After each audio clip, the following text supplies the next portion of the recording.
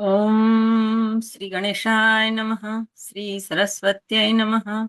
શ્રી ગુરુભ્યો નમઃ. શુક્લાંબરધરમ વિષ્ણુમ શશિવર્ણમ ચતુર્ભુજમ પ્રસન્નવદનમ ધ્યાયેત સર્વવિઘ્નોપશાંતયે. શાંતાકારમ ભુજગશયનમ પદ્મનાભમ સુરેશમ વિશ્વાધારમ ગગનસદૃશમ મેઘવર્ણમ શુભાંગમ લક્ષ્મીકાંતમ કમલનયનમ યોગીભીર્ધ્યાનગમ્યમ વંદે વિષ્ણું ભવભયહરમ સર્વલોકૈકનાથમ. સશંખચક્રમ સકિરીટકુંડલમ સપીતવસ્ત્રમ સરસીરુહેક્ષણમ સહારવક્ષસ્થલશોભિકૌસ્તુભમ નમામિ વિષ્ણું શિરસા ચતુર્ભુજમ. સર્વને જય હાટકેશ, જય અંબા, જય શ્રી કૃષ્ણ. પુરુષોત્તમ માસના અનુષ્ઠાન રૂપે આપણે વિષ્ણુ સહસ્ત્ર નામના અર્થનું વિવેચન જોઈ રહ્યા છીએ. પૂજ્ય ગુરુદેવ નથુરામ શર્મા આચાર્યજીના પુસ્તકમાંથી આધાર લઈને આપણે શ્લોકના અર્થ જોવાનો પ્રયત્ન કર્યો છે. આગળના વિડીયોમાં આપણે 40 શ્લોક સુધી વિવેચન કર્યું છે. આજે 41 થી 50 શ્લોક સુધીનું વિવેચન જોવાનો પ્રયત્ન કરશું. ખૂબ સુંદર રીતે ગુરુદેવે અર્થ સમજાવ્યા છે, તો આપણે જોવાનો પ્રયત્ન કરીએ.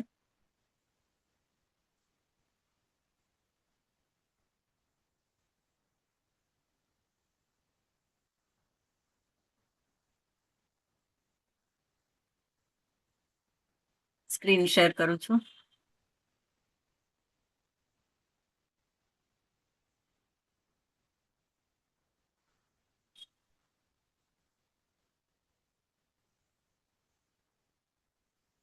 એકતાલીસમો શ્લોક. ઉદ્ભવઃ ક્ષોભણો દેવઃ શ્રીગર્ભઃ પરમેશ્વરઃ કરણમ કારણમ કર્તા વિકર્તા ગહનો ગુહઃ. સૌથી પહેલો શબ્દ છે ઉદ્ભવઃ. આ જગતના ઉપાદાન કારણ સ્વરૂપ.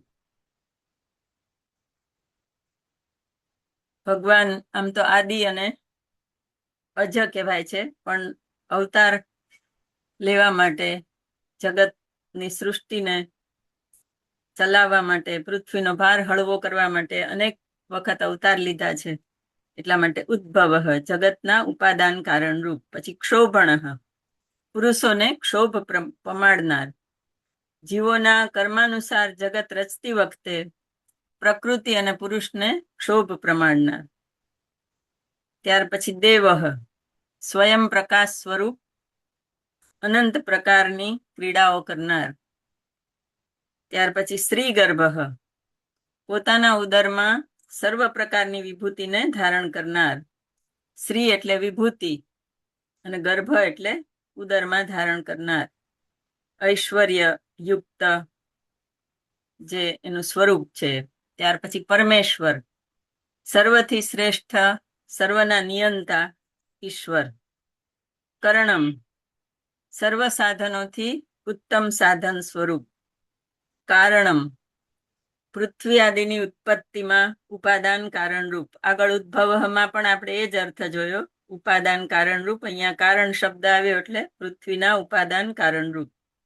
પછી કર્તા, જગતના નિમિત્ત કારણ રૂપ, સર્વ રીતે સ્વતંત્ર કાર્ય કરનાર. જગત કરતા, જગતની ઉત્પત્તિ છે એ ઈશ્વર દ્વારા જ નિર્મિત થયેલી છે એટલે કર્તા. પછી વિકર્તા એટલે વિચિત્ર પ્રકારની સૃષ્ટિના રચયિતા.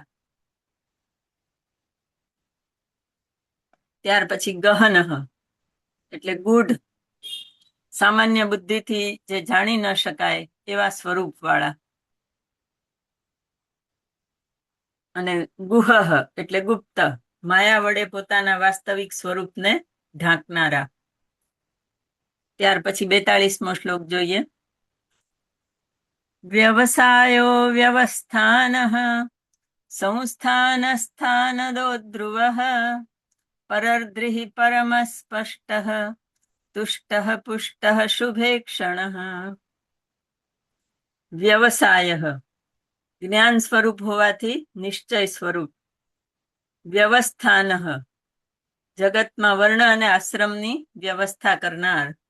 જગતની ઉત્પત્તિ કરીને પછી એની અંદર વર્ણ અને આશ્રમની વ્યવસ્થા એ પણ ભગવાન જ કરે છે, એટલે વ્યવસ્થાનઃ. પછી સંસ્થાનઃ પ્રલય વેળા સર્વ પ્રાણી પદાર્થોને વિલયના સ્થાનરૂપ. સૃષ્ટિનું કાર્ય ઉત્પત્તિ, સ્થિતિ અને લય એ બધું ઈશ્વરાધીન છે. એટલે જ્યારે વિલય પામે સૃષ્ટિ ત્યારે સર્વ પ્રાણી પદાર્થોને પોતામાં સમાવી લેનાર સ્થાનરૂપ. સંસ્થાનઃ સ્થાનદો સ્થાન આપનાર. સ્થાનદઃ એટલે સ્થાન આપનાર. ભક્તોને નિવાસ સ્થાન અથવા પોતાના હૃદયમાં સ્થાન આપનાર. પછી ધ્રુવઃ એટલે અવિનાશી અને અચલ સ્વરૂપ વાળા. પછી પરર્દ્રિઃ રિદ્ધિ એટલે સમૃદ્ધિ અને પર એટલે પરમ, પરમ સમૃદ્ધિ વાળા. પછી પરમઃ એટલે આ વિશ્વમાં સર્વ કરતા ઉત્તમ, ઉત્તમ સ્વરૂપને ધારણ કરનારા એટલે પરમ.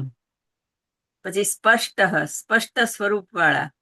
તુષ્ટ એટલે સંતોષી, ભક્તો ઉપર પ્રસન્ન થનારા. ભક્તો જે કાંઈ ભાવથી અર્પણ કરે એ સ્વીકારીને ભક્તોને પ્રસન્ન થનારા. પછી પુષ્ટ સર્વરૂપે પરિપૂર્ણ. શુભેક્ષણ એટલે મનોહર નેત્ર વાળા. ઈક્ષણ એટલે નેત્ર અને શુભ એટલે મનોહર. શુભેક્ષણ. ત્યાર પછી 43મો શ્લોક જોઈએ. રામો વિરામો વિરજો માર્ગો નયો નયો નયઃ વીરઃ શક્તિમતાં શ્રેષ્ઠો ધર્મો ધર્મ વિદુત્તમઃ. રામઃ રામ શબ્દ છે એ લોકોને આનંદ આપનાર વિભૂતિ, એટલા માટે રામ શબ્દ વપરાય છે. અને બીજો અર્થ એવો આપ્યો છે કે યોગીઓના મનને રમવાના સ્થાન રૂપ. રમવાના એટલે યોગીઓના મનને આનંદ આપવાના સ્થાન રૂપ રામ.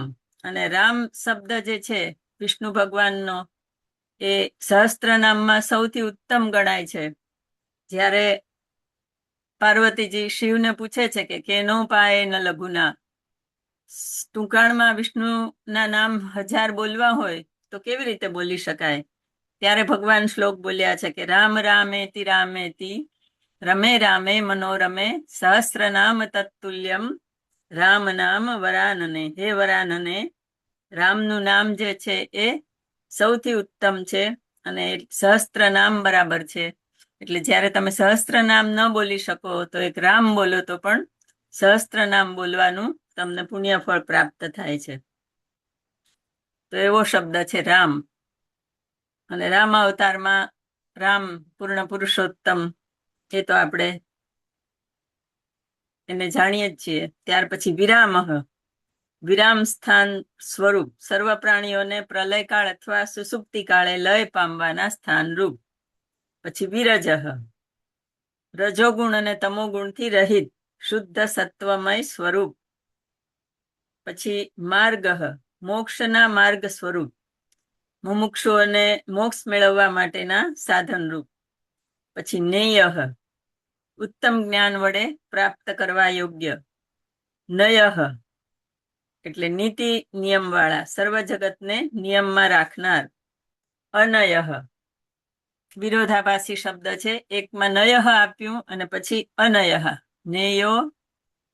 નેયઃ પેલા આવ્યું ઉત્તમ જ્ઞાન વડે પ્રાપ્ત કરવા યોગ્ય, પછી નયઃ અને અવગ્રહ છે એટલે અનયઃ. તો અનયઃ એટલે સર્વતંત્રમાં સ્વતંત્ર. પેલા નયઃ એટલે નીતિ નિયમ વાળા અને અનયઃ એટલે સર્વતંત્રમાં સ્વતંત્ર, જેને કોઈ નિયમ લાગુ ન પડે એવા પોતે સ્વતંત્ર વ્યક્તિત્વ ધરાવનાર. પછી વીરઃ એટલે પરાક્રમી. પછી શક્તિમતામ શ્રેષ્ઠ શક્તિશાળીઓમાં ઉત્તમ. ધર્મ સ્વયં ધર્મ સ્વરૂપ, સર્વ પ્રાણીઓના ઉદ્ધારના હેતુ સ્વરૂપ, અને ધર્મ વિદુત્તમ, ધર્મને જાણનારાઓમાં ઉત્તમ. ધર્મવિદ એટલે ધર્મને જાણનારા, અને એમાં ઉત્તમ એટલે ઉત્તમ. ત્યાર પછી નો શ્લોક જોઈએ, 44મો. વૈકુંઠઃ પુરુષઃ પ્રાણઃ પ્રાણદઃ પ્રણવઃ પ્રથુઃ હિરણ્યગર્ભઃ શત્રુઘ્નો વ્યાપ્તો વાયુરધોક્ષજઃ. વૈકુંઠઃ જગતના આરંભમાં સૂક્ષ્મ પંચમહાભૂતોને એકત્ર કરીને તેઓની પંચીકૃત સ્થિતિ કરનાર. અને બીજી રીતે જોઈએ તો વિરાટ વિષ્ણુ ભગવાનનું ધામ, એને પણ વૈકુંઠ કહેવામાં આવે છે. વૈકુંઠ એટલે પંચમહાભૂતોને એકત્ર કરીને પંચીકૃત રૂપે સ્થિતિ કરનાર એવું સ્થાન, અને એ સ્થાન વિરાટ વિષ્ણુ ભગવાનનું ધામ છે, વૈકુંઠ. અને એ પોતાના બધા ભક્તોને જ્યારે મૃત્યુ પછી પોતાના વૈકુંઠમાં સ્થાન આપે છે. અને એમ કહેવાય છે કે વૈકુંઠમાં જે પહોંચે છે પોતાની ભક્તિ, શ્રદ્ધા અને એનાથી, વૈકુંઠમાં બધા ચતુર્ભુજ સ્વરૂપે ફરતા હોય છે. એવું હમણાં મેં પુરુષોત્તમ માસની કથા વંચાતી સાંભળી, એની અંદર આવ્યું કે વૈકુંઠની અંદર બધા ચતુર્ભુજ આત્માઓ દેખાય છે. એક ઈશ્વર પોતે તો છે જ ચતુર્ભુજ, પણ જેને ત્યાં લઈ જાય છે વૈકુંઠમાં, એને પોતાના સ્વરૂપે બનાવીને રાખે છે. ત્યાર પછી પુરુષઃ, 9 દ્વાર વાળા શરીર રૂપ પૂરમાં વસનારા. આપણું જે શરીર છે એની અંદર 9 દ્વાર આવેલા છે. ગીતામાં એનું વર્ણન છે. આપણે 2 આંખ, 2 કાન, 2 નાકના ફણા અને ઉપસ્થ અને પાયું એમ કરીને 9 દ્વાર, અને 9 દ્વાર વાળા શરીરમાં રહેનારા પુરુષઃ. પ્રાણઃ, સર્વ પ્રાણીઓમાં મુખ્ય પ્રાણ રૂપે રહેલા. શરીરમાં ભગવાન પ્રાણ રૂપે રહે છે. 9 દ્વાર વાળા શરીરમાં ભગવાન રહેતો છે, પણ કેવી રીતે? પ્રાણ સ્વરૂપે રહે છે, એટલે પ્રાણઃ. પછી પ્રાણદઃ, પ્રાણીઓને જીવન આપનારા. જ્યાં સુધી શરીરમાં પ્રાણ હોય ત્યાં સુધી જ મનુષ્ય જીવિત ગણાય છે. જ્યારે પ્રાણ ત્યાગી દે છે શરીર, ત્યારે એ મૃત શરીર થઈ જાય છે. તો પ્રાણીઓને જીવન આપનારા પ્રાણદઃ. પછી પ્રણવઃ, ઓમકાર સ્વરૂપ. પ્રણવ એટલે ઓમકાર, અને ઓમકાર સ્વરૂપ. પછી પૃથુઃ, જગત રૂપે વિસ્તાર પામેલા. હિરણ્યગર્ભઃ એટલે માયારૂપ અને સુવર્ણના ઈંડામાંથી પ્રગટેલા. એમ કહેવાય છે કે બ્રહ્મ જે છે એ સુવર્ણના ઈંડાની અંદર રહેલો પદાર્થ એટલે બ્રહ્મ છે. એટલે સત્ય હિરણમયેના પાત્રેણ સત્યસ્યાપિહિતમ મુખમ. એટલે સત્યનું જે ઓલું છે એ હિરણમય પાત્રની અંદર ગુપ્ત રૂપે સચવાયેલું છે. તો હિરણ્યગર્ભ એટલે બ્રહ્મ સ્વરૂપની અહીંયા વાત છે. માયારૂપ સુવર્ણના ઈંડામાંથી પ્રગટેલા. પછી શત્રુઘ્ન, શત્રુઓનો નાશ કરનાર. દેવોના શત્રુ દાનવો, એનો નાશ કરનાર. અને સાધકના શત્રુ એટલે એના અંતર શત્રુઓ, કામ ક્રોધાદી, એનો નાશ કરનાર, એટલે શત્રુઘ્ન. રામના એક ભાઈનું નામ પણ, દશરથના એક પુત્રનું નામ પણ શત્રુઘ્ન હતું. ત્યાર પછી વ્યાપ્ત, સર્વત્ર વ્યાપી રહેલા, કારણ રૂપે સર્વ કાર્યોમાં વ્યાપેલા. પછી વાયુ એટલે વાયુ સ્વરૂપ. અને અધોક્ષજ એટલે જ્ઞાનેન્દ્રિયોમાંથી ઉત્પન્ન થયેલું જ્ઞાન જેમના સ્વરૂપને પહોંચી શકતું નથી તેવા. અધોક્ષજ એટલે જ્ઞાનેન્દ્રિયોમાં જે જ્ઞાન ઉત્પન્ન થાય છે એનાથી પણ ભગવાનના સ્વરૂપને પહોંચી શકાતું નથી. ત્યાર પછી 45મો શ્લોક જોઈએ. ઋતુ સુદર્શન કાલઃ પરમેષ્ઠી પરિગ્રહ ઉગ્રહ સંવત્સરો દક્ષો વિશ્રામો વિશ્વદક્ષિણ ઋતુ વસંતાદિક ઋતુ સ્વરૂપ સુદર્શન જેનું દર્શન મનોહર છે તેવા ઉત્તમ જ્ઞાનવાળા અને મોક્ષ આપનારા. સુદર્શન એટલે સારી રીતે જે બધાને જોવે છે અને જેનું પોતાનું દર્શન મનોહર છે એટલા માટે સુદર્શન. પછી કાલહ મહાકાળ સ્વરૂપ, પ્રલય વેળા સર્વનો નાશ કરનાર. ગીતામાં પણ અર્જુન જ્યારે વિશ્વરૂપ દર્શન જોઈને ગભરાય છે, વિકરાળ સ્વરૂપ જોઈને, ત્યારે પૂછે છે કે આ તમે કયું સ્વરૂપ મને બતાવી રહ્યા છો? ત્યારે ભગવાન કે છે, બધા કૌરવોને પોતાના મુખમાં હોમાતા બતાવે છે ત્યારે ભગવાન કે છે કાલોસ્મિ લોક ક્ષયકૃત પ્રવૃદ્ધો, એટલે ત્યાં કાળ મહાકાળ સ્વરૂપ ઈશ્વર છે, પ્રલય વેળા સર્વનો નાશ કરનાર. પછી પરમેષ્ઠી જેમની પોતાના ઉત્તમ મહિમામાં સ્થિતિ છે તેવા. પછી પરિગ્રહ પ્રેમપૂર્વક ગ્રહણ કરનાર, ભક્તોએ ભાવપૂર્વક અર્પણ કરેલ પત્ર પુષ્પ અને ફળને હંમેશા ભગવાન ગ્રહણ કરે છે. પત્રમ પુષ્પમ ફલમ તોયમ યો મે ભક્ત્યા પ્રયચ્છતિ તદહમ ભક્તિપહૃતમશ્નામી પ્રયતાત્મન, ગીતામાં કહે છે ભગવાન. તો પરિગ્રહ ઉગ્રહ ભય ઉપજાવનાર, સૂર્યાદિ તેજસ્વી તત્વોને પણ ભય ઉપજાવનાર અને અસુરો જે શત્રુ છે જગતના એને પણ ભય ઉપજાવનાર. પછી સંવત્સર જેમાં પ્રાણીઓ એક સાથે નિવાસ કરી શકે તેવા વર્ષરૂપ.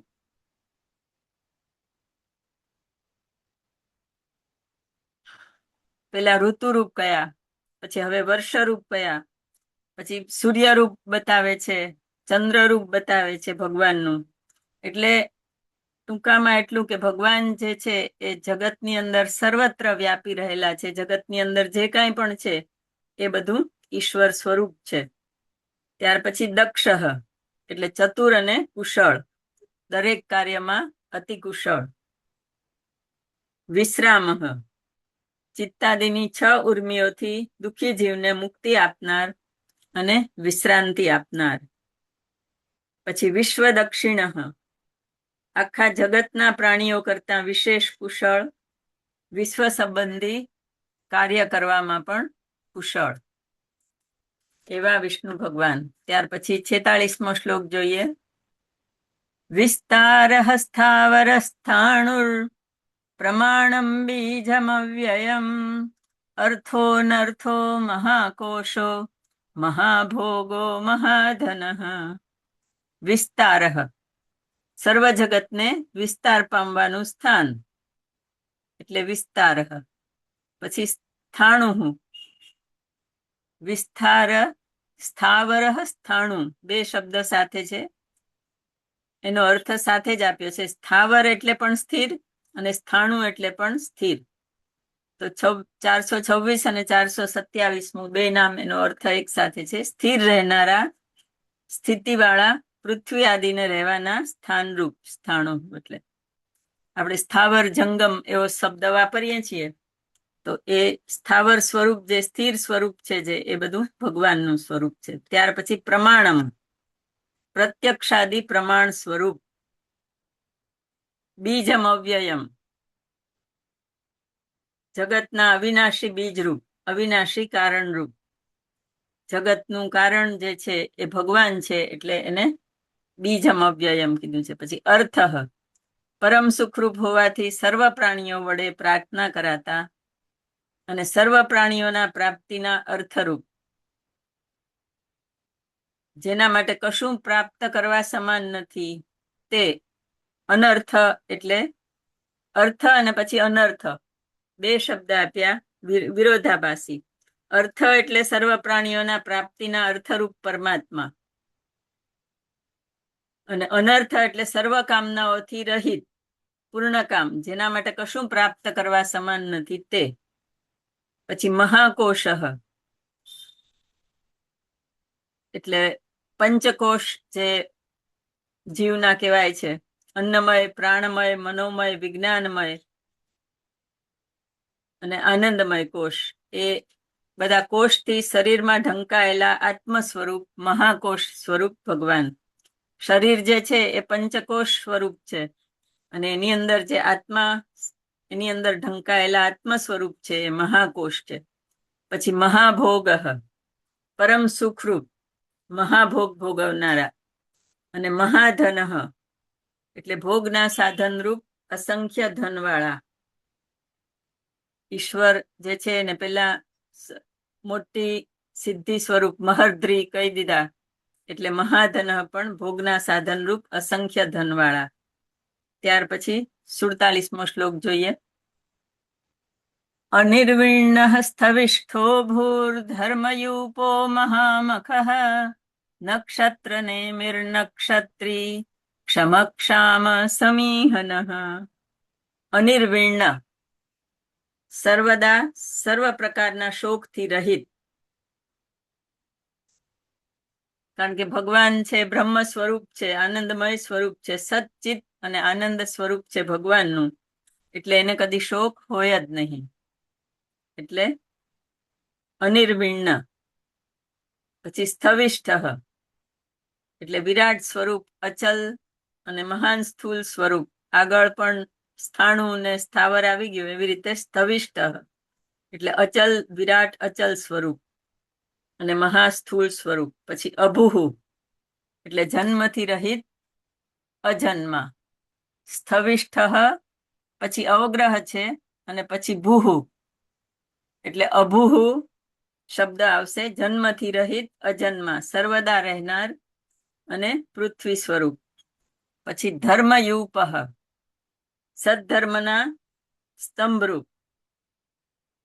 ભગવાન માટે એમ કહેવાય છે કે યતો ધર્મ તતો જય, અને ઈશ્વરનું કામ મુખ્ય જે ધર્મ સંસ્થાપન કરવાનું, જ્યારે જ્યારે પણ અધર્મ થાય, ધર્મની હાનિ થાય અને સજ્જનો જ્યારે પીડાય, ત્યારે ભગવાન અવતાર લે છે. ગીતામાં વચન આપ્યું છે, યદા યદા હિ ધર્મસ્ય ગ્લાનિર્ભવતિ ભારત અભ્યુત્થાનમ ધર્મસ્ય તદાત્માનમ સૃજામ્યહમ. એટલે ધર્મની સંસ્થાપના કરવા માટે ભગવાન અવતાર લે છે, એટલે ધર્મના સ્તંભરૂપ કહેવાય. એટલે ધર્મયુપ એટલે ધર્મના સ્તંભરૂપ. પછી મહામખ મોટા યજ્ઞ સ્વરૂપ. નક્ષત્ર નેમી સર્વ તારાઓના નેમી એટલે નેતા, એના સ્વરૂપ એટલે ધ્રુવ તારા સ્વરૂપ. પછી નક્ષત્રી નક્ષત્રોના સ્વામી ચંદ્રમા સ્વરૂપ. પછી ક્ષમ એટલે સર્વ કાર્યો કરવાની ક્ષમતા વાળા શક્તિમાન. ક્ષામહ એટલે સર્વ મનુષ્યોમાં સ્વ સ્વરૂપે રહેનારા. આપણે એમ કહીએ છીએ કે આત્મા એ જ પરમાત્મા છે, તો સર્વ જીવોની અંદર આત્મા સ્વરૂપે પરમાત્મા વિરાજેલા છે, એટલે સર્વ મનુષ્યોમાં સ્વ સ્વરૂપે આત્મા સ્વરૂપે રહેનાર. પછી સમીહનઃ જીવોના કર્મ પ્રમાણે જગત રચવા માટે પ્રયત્ન કરનારા, અને જીવોને તેના કર્માનુસાર જીવન જીવવા માટે પ્રેરણા કરનારા, એટલે સમીહનઃ. ત્યાર પછી 48મો શ્લોક જોઈએ. યજ્ઞઈજ્યો મહેજ્યશ્ચ ક્રતુ સત્રમ સતામ ગતિ સર્વદર્શી વિમુક્તાત્મા સર્વજ્ઞો જ્ઞાનમુત્તમમ. યજ્ઞ એટલે સ્માર્ત યજ્ઞ સ્વરૂપ. યજ્ઞ માટે આપણે યજ્ઞ નારાયણ શબ્દ જ વાપરીએ છીએ, એટલે યજ્ઞ છે એ સ્વયં નારાયણ સ્વરૂપ છે. ત્યાર પછી ઈજ્ય એટલે પૂજવા યોગ્ય. મહેજ્ય એટલે સર્વદેવોમાં પણ મુખ્ય રૂપે પૂજવા યોગ્ય. ક્રતુહુ જેમાં યજ્ઞના પશુને બાંધવાનો સ્તંભ ખોડવામાં આવે છે, તેવા યજ્ઞ સ્વરૂપ. ક્રતુ એટલે પણ યજ્ઞ થાય, અને યજ્ઞ એટલે પણ યજ્ઞ, પણ આ યજ્ઞની અંદર પશુનો બલિ અપાતો હશે, એટલે એમાં પશુને બાંધવાનો સ્તંભ ખોડવામાં આવે એવો યજ્ઞ એટલે ક્રતુ. એ પણ ઈશ્વરનું સ્વરૂપ છે. પછી સત્રહ સ એટલે સત્પુરુષો, અને ત્ર એટલે એને તારનાર. ક્રતુઃ સત્રમ એટલે સત્પુરુષોને તારનાર, સત્પુરુષોની રક્ષા કરનાર, વારંવાર અવતાર ધારણ કરીને સત્પુરુષોની રક્ષા કરનાર. પછી સતામ ગતિ, સત્પુરુષોના આશ્રય સ્વરૂપ, ગતિ સ્વરૂપ. સદગતિ જે આપણે ઈશ્વરની પાસે જેની ગતિ થાય, જીવનું જ્યારે મૃત્યુ થાય ત્યારે આપણે એને કહીએ છીએ કે એની સદગતિ થાય, એવી આપણે પ્રાર્થના કરીએ છીએ. સદગતિ એટલે ઈશ્વરના ધામમાં એને વાસ મળે, પરમધામમાં. એટલે સતામ ગતિ, સત્પુરુષોના આશ્રય સ્વરૂપ. સર્વદર્શી, સર્વ પ્રાણી આદિને જોનારા, જગતના દ્રષ્ટા. જગતને ઉત્પન્ન કરીને પછી એનું પાલન કરવા માટે એની સમગ્ર દ્રષ્ટિ જગત તરફ હંમેશા મંડાયેલી રહે છે. તો સર્વદર્શી, જગતના દ્રષ્ટા, ભગવાન બધું જુએ છે એમ આપણે જે કહીએ છીએ તે સર્વદર્શી. પછી વિમુક્તાત્મા, સર્વદા સ્વભાવથી જ મુક્તાત્મા, સ્વભાવથી જ પોતે મુક્ત સ્વરૂપ જ છે અને જીવોને પણ મુક્તિ તરફ દોરવાનો પ્રયત્ન કરે છે. પછી સર્વજ્ઞ, સર્વને જાણનારા. આપણે આગળ જેમ જોયું સર્વદર્શી, એવી જ રીતે સર્વજ્ઞ એટલે ભગવાન બધું જાણે છે અને જુએ છે. એટલે સર્વજ્ઞ. જ્ઞાનમ ઉત્તમમ, ઉત્તમ જ્ઞાન સ્વરૂપ. ઉત્તમ જ્ઞાન છે એ ઈશ્વરનું જ સ્વરૂપ છે. ત્યાર પછી 49મો શ્લોક જોઈએ. સુવ્રતઃ સુમુખઃ સૂક્ષ્મઃ સુઘોષઃ સુખદઃ સુરત મનોહરો જિતક્રોધો વીરબાહુર્વિદારણઃ. સુવ્રતઃ સદાચાર વાળા, ભક્તજનોને અભયદાન આપવાનું શુભ વ્રત ધારણ કરનારા. ત્યાર પછી સુમુખ, સુંદર મુખાકૃતિ વાળા અને અધિકારી જીવોને સર્વ વિદ્યાનો ઉપદેશ દેનાર સુંદર મુખ વાળા.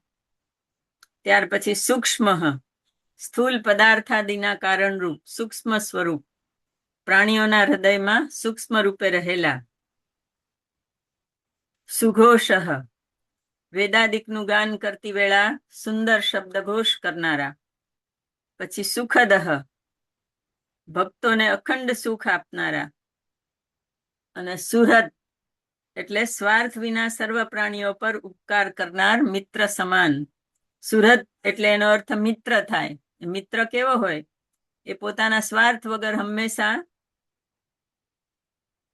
મદદ કરતો હોય. એવી રીતે ઈશ્વર પણ પોતાના સ્વાર્થ વગર સર્વ પ્રાણીઓ પર ઉપકાર કરે છે, એટલે સુહૃદ.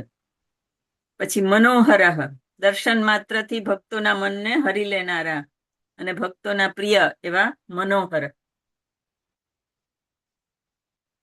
એનું સ્વરૂપ જ મનોહર છે. અધરમ મધુરમ વદનમ મધુરમ મધુરાધિપતે અખિલમ મધુરમ. એવા ભગવાન મનોહર એટલે ભક્તો ક્રોધને જીતનારા અને ક્રોધનો જેણે જય કર્યો છે તેવા. ત્યાર પછી વીરબાહુ, પરાક્રમી, બળવાન બાહુબળ વાળા અને હાથવાળા. ત્યાર પછી વિદારણ, જગતમાંના અધર્મીઓનો નાશ કરનાર. વિદારણ એટલે જગતના અધર્મીઓનો નાશ કરનાર. ત્યાર પછી 50મો શ્લોક જોઈએ. સ્વાપનઃ સ્વવસો વ્યાપી નૈકાત્મા નૈક કર્મ કૃત વત્સરો વત્સલો વત્સી રત્નગર્ભો ધનેશ્વર. સ્વાપનઃ એટલે નિદ્રાવશ કરનાર, માયા વડે સર્વ પ્રાણીઓને નિદ્રાવશ કરનાર અને પોતે પણ યોગ નિદ્રામાં જ્યારે પોઢી જાય છે ત્યારે પોતે પણ નિદ્રાવશ થઈ જાય છે. ભગવાન જે છે અષાઢી એકાદશીથી તે આસો માસની વદ એકાદશી સુધી સૂઈ જાય છે ક્ષીરસાગરમાં જઈને, એટલે સ્વાપન. ત્યાર પછી સ્વવશ, સર્વતંત્ર સ્વતંત્ર, માત્ર પોતાને જ વશ, એની ઉપર એના કોઈ અધિષ્ઠાતા નહીં એવા સ્વવશ. પછી વ્યાપી, સર્વવ્યાપક, નૈકાત્મા, ભક્તોના પ્રયોજન માટે પોતાના ઐશ્વર્ય વડે અનેક રૂપો ધારણ કરનાર, અનંત રૂપો અનંત શ્રીર જીતમન્યુર ભયાપહ, એવો પણ શબ્દ આવશે આગળ. નૈકાત્મા એટલે આમ ઈશ્વર એક સ્વરૂપ કહેવાય છે, પણ અનેક રૂપે થઈને એ પૃથ્વી પર એના ભક્તોને મદદ કરવા માટે આવે છે. ત્યાર પછી નૈક કર્મકૃત, નૈકાત્મા અને પછી નૈક કર્મકૃત એટલે એક જ પ્રકારનું કર્મ નથી કરતા ભગવાન, પણ અનેક પ્રકારના કર્મો કરે છે. ઉત્પત્તિ, સ્થિતિ અને લય એ બધું ઈશ્વર જ કરે છે. એટલે નૈક કર્મકૃત, એક જ કર્મ નહીં પણ અનેક પ્રકારના કર્મો કરનાર. પછી વત્સરહ, સર્વના નિવાસ સ્વરૂપ.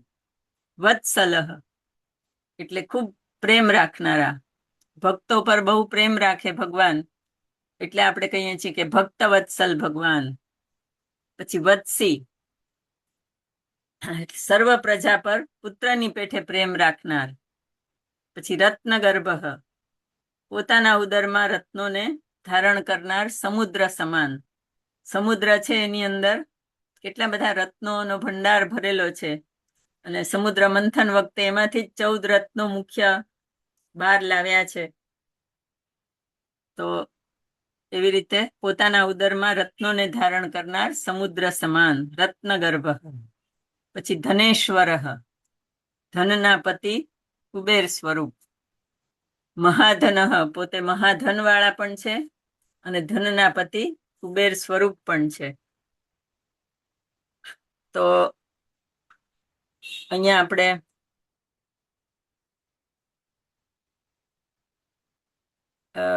પૂરું કરીએ છીએ આજનો વિડીયો. આજના વિડીયોમાં અહીંયા સુધીનું અર્થ વિવેચન પૂરું કરીએ છીએ. પછી બીજા વિડીયોમાં આગળના શ્લોકોનું વિવેચન જોશું. ત્યાં સુધી વિરામ લઈએ. જય હાટકેશ, જય અંબા, જય શ્રી કૃષ્ણ.